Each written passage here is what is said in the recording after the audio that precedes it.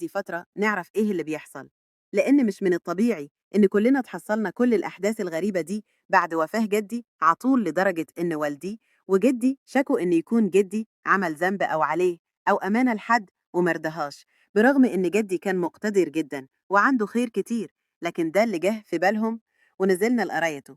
الوضع أصبح من سيء لأسوأ. الموضوع تطور معانا بشكل غريب. أول ما دخلنا البيت حسين كأن الخطوات تقيلة، مش عارفة أجيبها لك إزاي، لكن كأن البيت مش مرحب بينا، كأن في حد عاوزنا نمشي. المهم سمينا بالله ودخلنا البيت. حديقة البيت كانت مهمله جدا، طبعا لأن اللي كان مهتم بيها مات، طرح الشجر كله واقع على الأرض ومتاكل من الطيور والحيوانات. أثناء دخول البيت حسيت بحركة حواليا، وبرغم برودة الجو إلا إن في نفس دافي جدا كان ملامس خدي، وكأن حد بينفخ عليا هوا سخن. استعاذت بالله وبدأت انشغل أنا وماما ومرات عمي وأولادها في تنظيف البيت والحديقة. بس الغرفة اللي مات فيها جدي ما كانش بابها راضي يفتح أبدا، فقال عمي خلاص سيبوها مقفوله، كده كده البيت كبير ومفيش حد هيبات فيها حتى لو اتنضفت.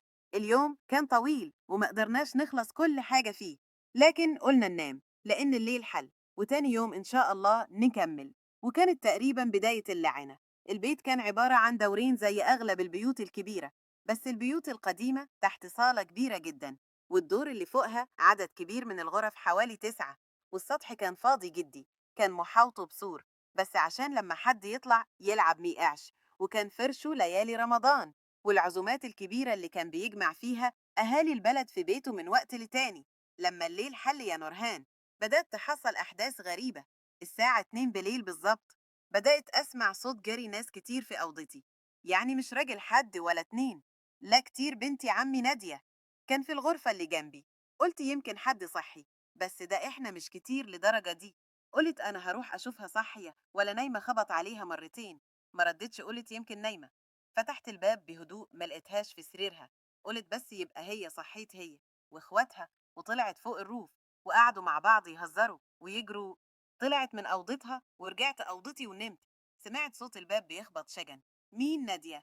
أنا نادية شجن، تعالي يا نادية، أنا صاحي. نادية قومي افتحي لي. أنا مش عارفة. ادخل شجن، ليه الباب مفتوح؟ نادية لا أنا مش عارفة أفتحه. أنا اتخضيت وجريت على الباب بفتحة فتح عطول. دخلت نادية وكان باين على وشها لتعبير الهلع والخوف. افشاجن مالك يا نادية؟ في حاجة حصلت؟ شكلك خايف. نادية بزعر أنا مش عاوزة أقعد في البيت ده، أنا عاوزة أروح البيت ده، في حاجة غلط بتحصل. شجن في إيه؟ قصدك إيه بالكلام ده؟ نادية أنا سمعت صوت على الرؤوف فطلعت أشوف إيه الصوت ده، لقيت حاجة شبه كور الشهر كده في حجم الأقزام بتجري بشكل غريب ويتخانقوا. وأول ما شافوني جريوا عليا مرة واحدة وقعوني من على السلم، وأنا خائفة من ساعتها ومش عارفة أعمل إيه. مسكت إيديها حاولت أطمنها، أيدها كانت خشنة، خشنوا جدا لدرجة صعبة، لدرجة وساقعة، لدرجة إني حسيت إني مأساة سمكة في أيدي من إيد بنت عمي. قلت لها متقلقيش أنا جنبك، أطمني لو حابة تنامي عندي في الأوضة النهاردة نامي. لكن قطع كلامنا باب الأوضة كان بيخبط بسرعة وبشكل هستيري. قالت لي متفتحيش ده أكيد هما. رديت وأنا الخوف بيجري في عروقي. متقلقيش ممكن يكون اللي شفته كان حلم بس مش أكتر. وجريت فتحت الباب وأنا بسمي الله وبقرأ آية.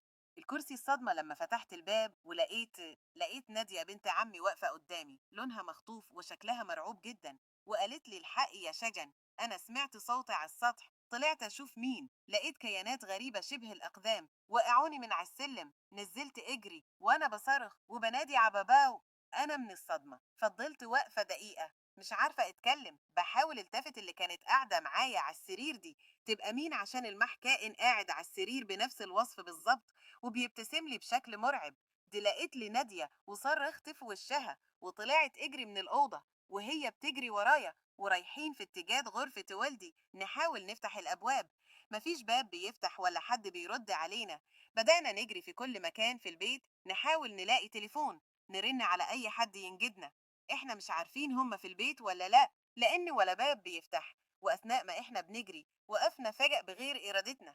فجأة كأننا اتجمدنا وشفنا ظل ناحية غرفة جدي اللي مات فيها. دخل الأوضة كأنه اخترق الباب، وبعدها بدقيقتين واحنا في حالة التجمد ووضع التيبس ده سمعناها. نحن جدي وهو قايم بليل يبص علينا ويشرب. وعيني بس اللي بتتحرك. شفت جدي؟ أيوة جدي اللي مات، شفته قدامي. فتح باب الغرفة ودخل وقفل الباب مع قفلته للباب النور. إيه يا تعب؟ متنسوش تعملوا لايك للفيديو وتشتركوا في القناة وتفعلوا الجرس علشان يوصلكم كل فيديوهاتي